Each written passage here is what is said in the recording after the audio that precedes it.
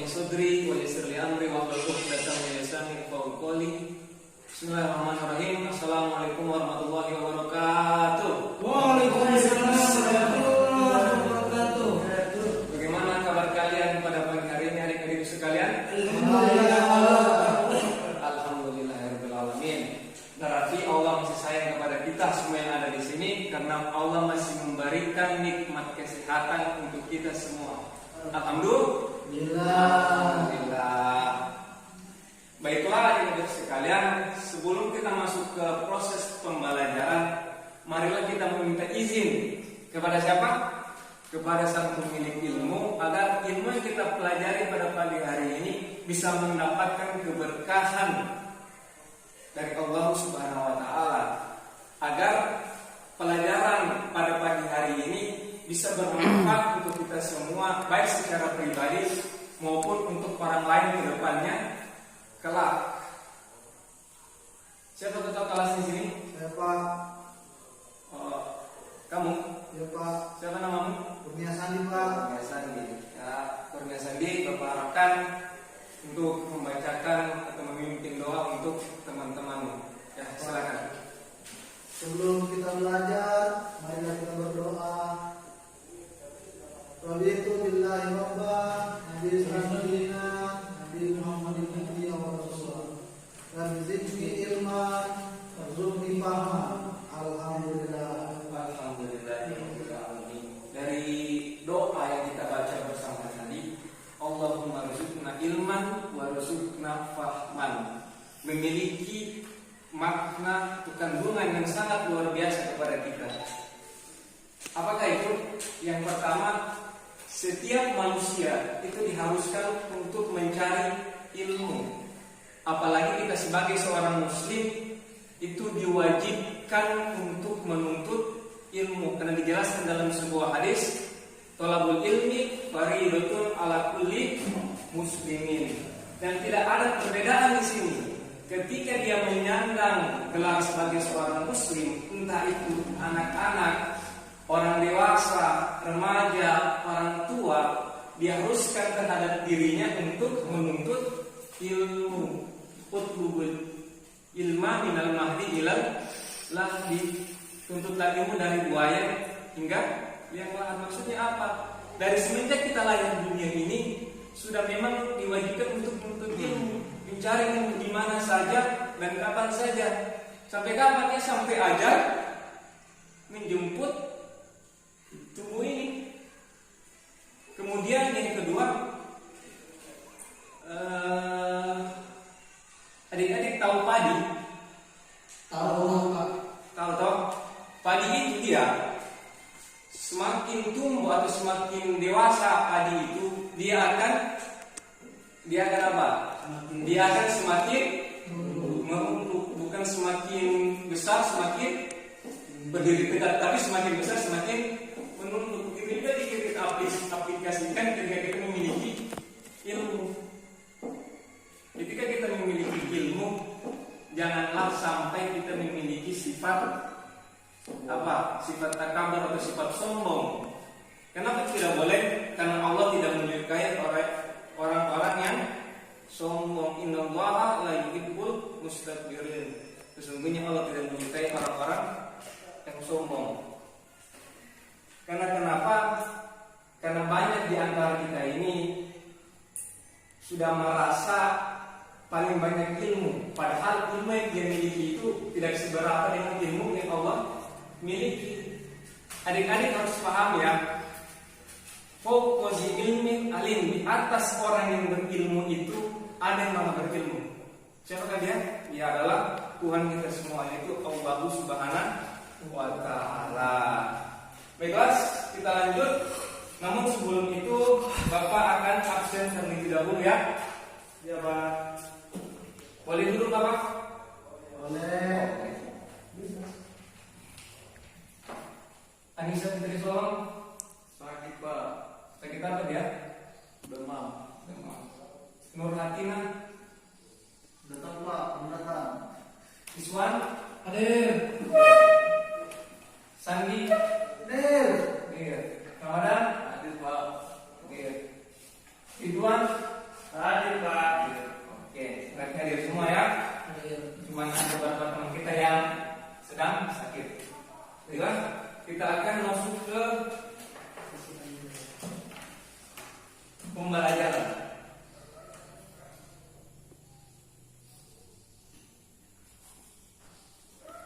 Sudri wa yassir li amri wa hlul 'uqdatam min lisani yafqahu qawli.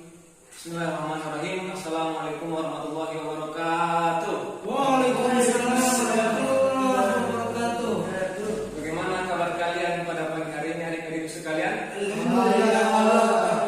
Alhamdulillahirabbil alamin. Berarti Allah masih sayang kepada kita semua yang ada di sini karena Allah masih memberikan nikmat kesehatan untuk kita semua. Alhamdulillah. Baiklah adik-adik sekalian, sebelum kita masuk ke proses pembelajaran, marilah kita meminta izin kepada siapa? Kepada sang pemilik ilmu, agar ilmu yang kita pelajari pada pagi hari ini bisa mendapatkan keberkahan dari Allah Subhanahu wa taala, agar pelajaran pada pagi hari ini bisa bermanfaat untuk kita semua, baik secara pribadi maupun untuk orang lain ke depannya kelak. Siapa ketua kelas di sini? Saya Pak. Kamu? Ya Pak. Siapa namamu? Kurnia Sandi Pak. Kurnia Sandi. Ya, Kurnia Sandi, Bapak harapkan untuk membacakan atau memimpin doa untuk teman-temanmu. Ya, silakan. Sebelum kita belajar, marilah kita berdoa. Raditu billahi rabban, nabi sallallahu nabi Muhammadin nabiyya wa rasulullah. Rabbi zidni ilman, warzuqni fahman. Alhamdulillah. Alhamdulillahirabbil alamin. Dari doa yang kita baca bersama tadi, Allahumma rzuqna ilman warzuqna fahman, memiliki makna kandungan yang sangat luar biasa kepada kita. Apakah itu? Yang pertama, setiap manusia itu diharuskan untuk mencari ilmu. Apalagi kita sebagai seorang muslim itu diwajibkan untuk menuntut ilmu, karena dijelaskan dalam sebuah hadis, thalabul ilmi fariidatun ala kulli muslimin. Dan tidak ada perbedaan di sini. Ketika dia menyandang gelar sebagai seorang muslim, entah itu anak-anak, orang dewasa, remaja, orang tua, diharuskan terhadap dirinya untuk menuntut ilmu. Utlubul ilma minal mahdi ilal lahdi. Tuntutlah ilmu dari buaya hingga yang lahan. Maksudnya apa? Dari semenjak kita lahir dunia ini sudah memang diwajibkan untuk menuntut ilmu, mencari ilmu di mana saja dan kapan saja. Sampai kapan ya? Sampai ajal menjemput tubuh ini. Kemudian yang kedua, adik-adik tahu padi? Tahu Pak. Tahu toh? Padi itu dia semakin tumbuh atau semakin dewasa padi itu dia akan apa? Dia akan semakin menumpuk, bukan semakin besar semakin berdiri tegak, tapi semakin besar semakin menumpuk. Itu juga kita aplikasikan ketika kita memiliki ilmu. Ketika kita memiliki ilmu, janganlah sampai kita memiliki sifat apa? Sifat takabur atau sifat sombong. Kenapa tidak boleh? Karena Allah tidak menyukai orang-orang yang sombong. Innallaha la yuhibbul mustakbirin. Sesungguhnya Allah tidak menyukai orang-orang yang sombong. Karena kenapa? Karena banyak di antara kita ini sudah merasa paling banyak ilmu, padahal ilmu yang dia miliki itu tidak seberapa dengan ilmu yang Allah miliki. Adik-adik harus paham ya, fokus ilmin alim, di atas orang yang berilmu itu ada yang maha berilmu. Siapakah dia? Dia adalah Tuhan kita semua, yaitu Allah Subhanahu wa ta'ala. Baiklah, kita lanjut. Namun sebelum itu Bapak akan absen terlebih dahulu ya. Ya Pak. Boleh duduk Bapak? Boleh. Anissa Fitri Solong. Sakit apa dia? Demam. Demam. Nur Hatina. Datang Pak, mendatang. Iswan. Hadir. Sandi. Hadir. Iya. Ramadan. Hadir Pak. Iya. Ridwan. Hadir Pak. Iya. Oke, berarti hadir semua ya. Hadir. Cuma ada beberapa teman kita yang sedang sakit. Akan masuk saja ke pembelajaran materi kita pada pagi hari ini tentang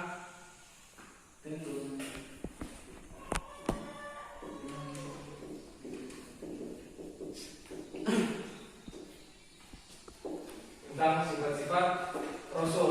Namun sebelum kita masuk ke sifat-sifat Rasul, Bapak akan menjelaskan terlebih dahulu apa pengertian dari Rasul itu. Rasul itu dalam etimologi atau dalam bahasa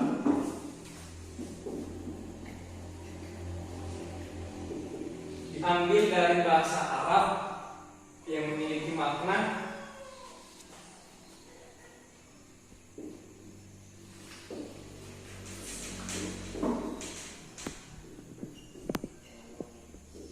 Rasulun, dan jamaknya adalah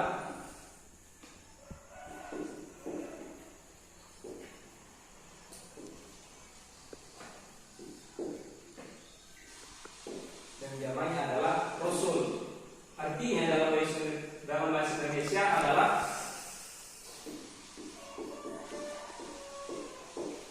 utusan. Berarti dalam pengertian Rasul dalam bahasa adalah sebagai utusan. Kemudian dalam pengertian secara istilah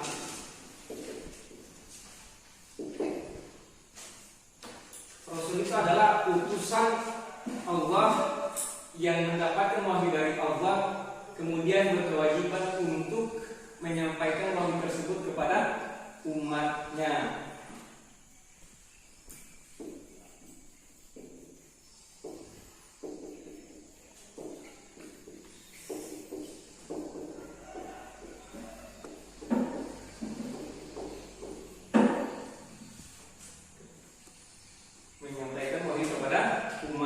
Jadi inilah pengertian Rasul dilihat dari segi bahasa dan juga dari segi istilah. Nah, sekarang Bapak mau tanya, apa perbedaan antara Nabi dan Rasul? Nggak tahu Pak. Ada yang tahu? Tidak. Nah, di sini terkadang orang masih sama mengartikan antara Nabi dan Rasul itu. Padahal Nabi dan Rasul itu adalah memiliki perbedaan dalam segi pengertian. Yang pertama, Rasul sudah pasti seorang nabi, tetapi nabi belum tentu ia adalah seorang Rasul. Kemudian yang kedua, Rasul mendapatkan wahyu dari Allah Subhanahu wa taala untuk disampaikan kepada umat manusia. Sedangkan nabi mendapatkan wahyu dari Allah tetapi hanya untuk dirinya sendiri. Yang ketiga, perbedaan yang ketiga, para rasul itu diutus kepada orang-orang yang belum beriman, sedangkan para nabi diutus kepada orang-orang yang sudah beriman. Nah, kira-kira ada berapa jumlah nabi dan rasul di dunia ini? Banyak Pak. Banyak ya. Jadi jumlah nabi dan rasul dalam beberapa hadis sekitar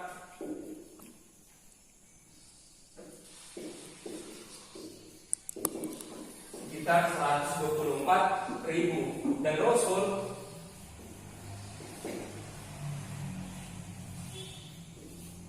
312. Namun kenapa hanya 25 yang wajib kita ketahui?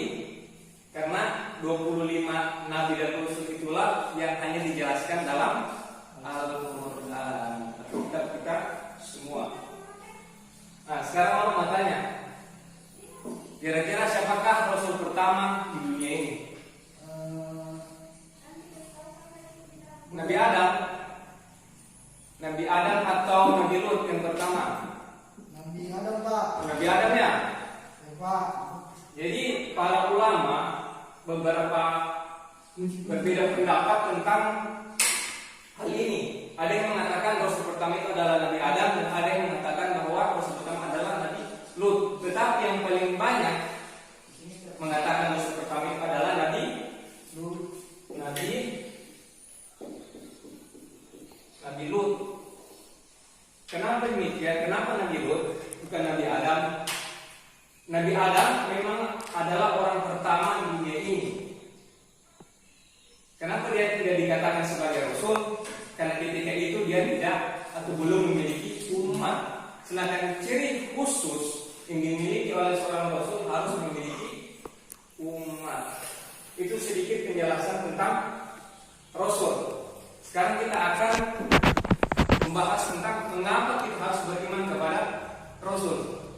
Ada yang tahu jawabannya? Tidak Pak. Kalau Pak. Yang pertama sudah pasti beriman kepada rasul termasuk pada rukun iman yang keempat. Kemudian yang kedua, banyak sekali penjelasan dalam dalil-dalil dalam ayat Al-Quran yang menjelaskan tentang mengapa kita harus beriman kepada rasul. Nah, salah satu dalilnya yang berbunyi tentang ya ayyuhallazina amanu billahi wa rasulihi wal kitabil ladzi anzala ala rasulihi wal kitabil ladzi nazala min qabl.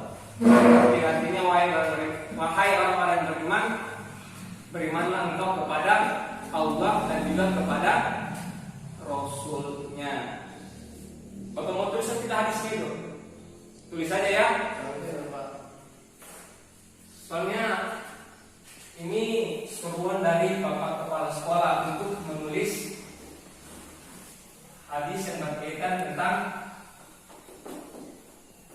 kenapa kita harus beriman kepada seorang Rasul.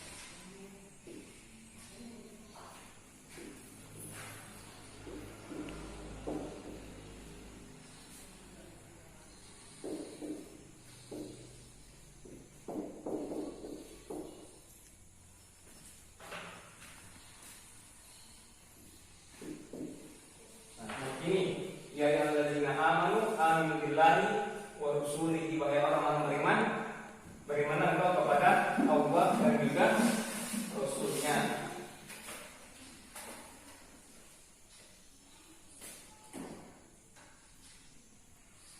Sampai di mana? Ini adalah salah satu dalil yang menjelaskan kenapa kita harus beriman kepada seorang Rasul. Nah, sekarang kita akan masuk ke sifat-sifat para Rasul. Bapak hapus ya? Ya.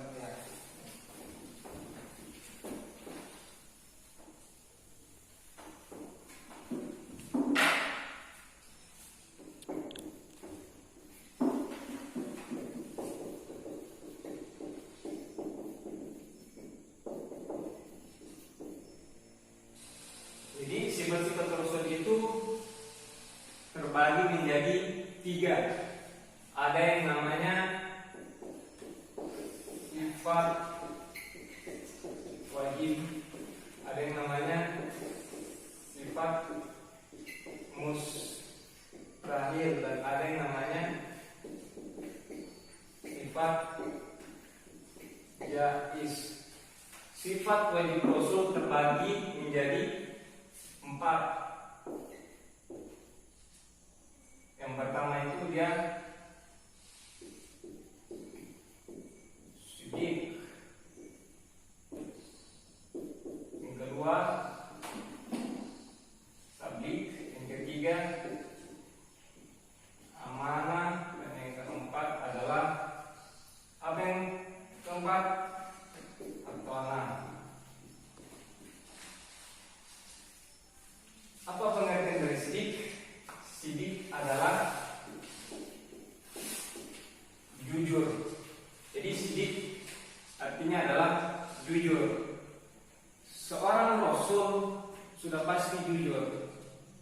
apalagi berkaitan tentang wahyu. Mereka pasti akan menyampaikan wahyu itu dengan apa adanya. Mereka tidak akan melebih-lebihkan wahyu tersebut atau bahkan mengurangi wahyu itu. Jadi sesuai apa yang dikatakan oleh Allah kepada mereka, itulah yang akan mereka sampaikan kepada umatnya. Kemudian yang kedua, tabligh. Apa pengertian tabligh?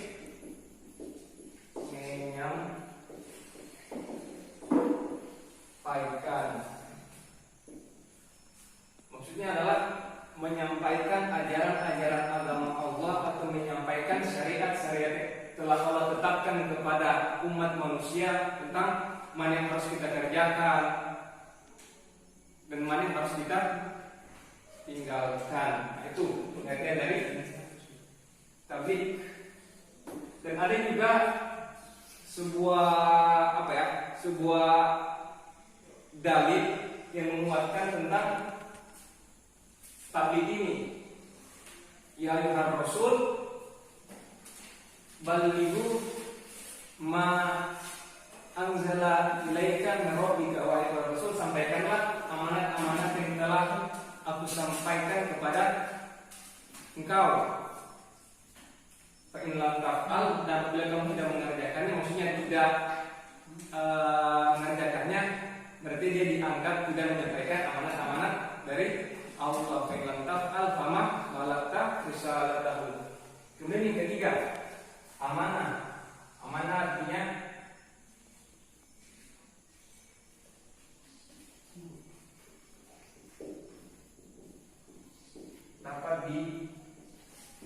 dapat dipercaya. Jadi para rasul ini sudah pasti dapat dipercaya. Kenapa demikian? Ubalighukum risalati rabbi wa ana nasihun amin. Aku telah menyampaikan amanat-amanat Tuhanku, dan aku, maksudnya para rasul, itu adalah orang yang paling dipercaya untuk menyampaikan tersebut. Jadi tidak ada lagi orang yang kita percaya selain para rasul untuk menyampaikan ayat-ayat Allah. Kemudian yang terakhir adalah fatona. Apa arti dari fatona? Kekertasan. Kenapa seorang rasul itu harus kertas?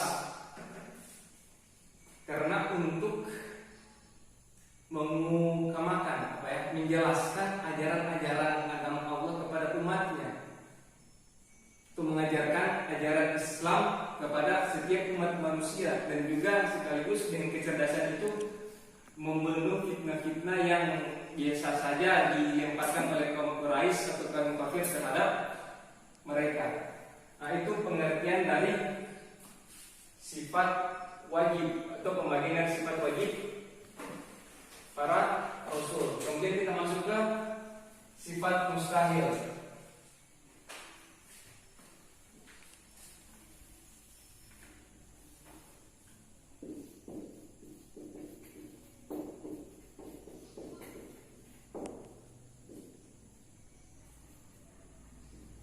Sifat mustahil atau sifat yang tidak mungkin para rasul itu mengerjakannya. Apa yang pertama? Yang pertama adalah kizib atau berbohong. Yang kedua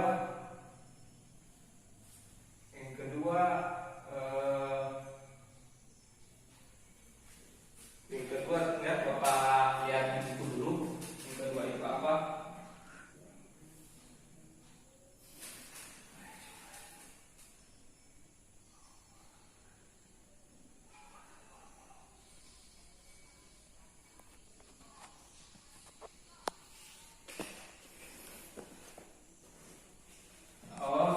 Yang kedua itu adalah kitman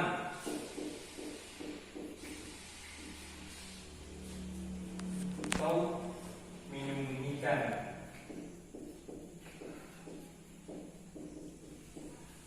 Yang ketiga, khianat atau tidak amanah, tidak dapat dipercaya.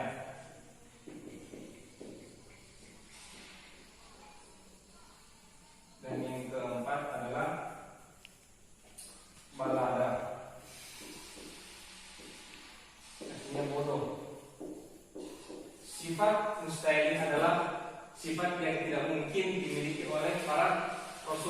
karena sudah dijelaskan di sini bahwa Rasul itu orangnya adalah sidik, tabligh, amanah dan juga fatonah. Jadi tidak mungkin para Rasul itu bisa berbohong atau menyembunyikan atau tidak dapat dipercaya ataupun bodoh. Karena kenapa demikian?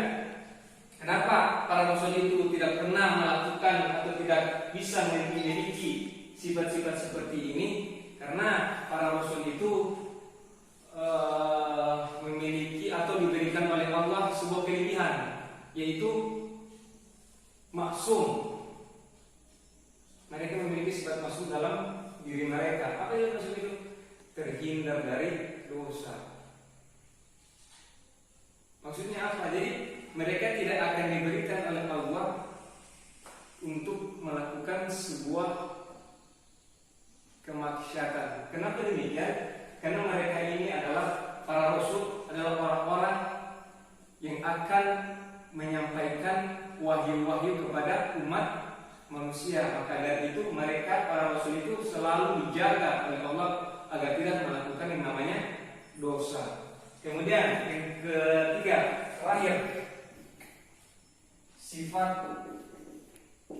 jaiz. Sifat jaiz ini adalah sifat kemanusiaan.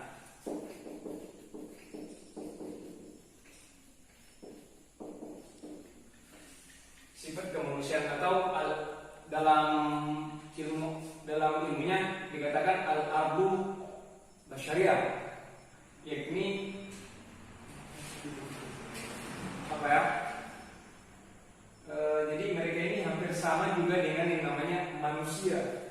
Hum basyarum mislukum yaquluna mimma yaqulun wa yasrubu mimma yasrubun. Jadi para rasul itu hampir sama dengan manusia. Atau bisa dikatakan mereka itu adalah manusia. Karena kenapa? Karena mereka juga minum, mereka juga makan, mereka juga buang air besar, mereka juga berkencing dan lain sebagainya. Namun yang membedakan itu semua, mereka adalah manusia pilihan Allah Subhanahu wa Ta'ala. Baiklah yang sekalian, itulah penjelasan tentang sifat-sifat Rasul. Sebelum kita mengakhiri pertemuan ini, marilah kita mengulang kembali ya.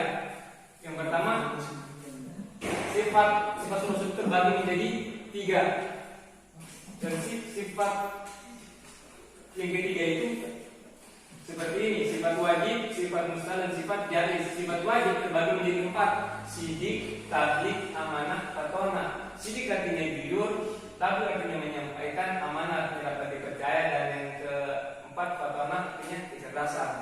Sedangkan sifat mustahil, azib artinya berbohong, hikman artinya menyembunyikan, khianah tidak dapat dipercaya, bahwa artinya bodoh. Dan sifat jaiz, sifat kemanusiaan atau sifat yang sama seperti manusia. Paham ya? Jadi Bapak harapkan kepada adik-adik yang ada di sini untuk mengulang-ulang pelajaran yang telah diajarkan oleh guru.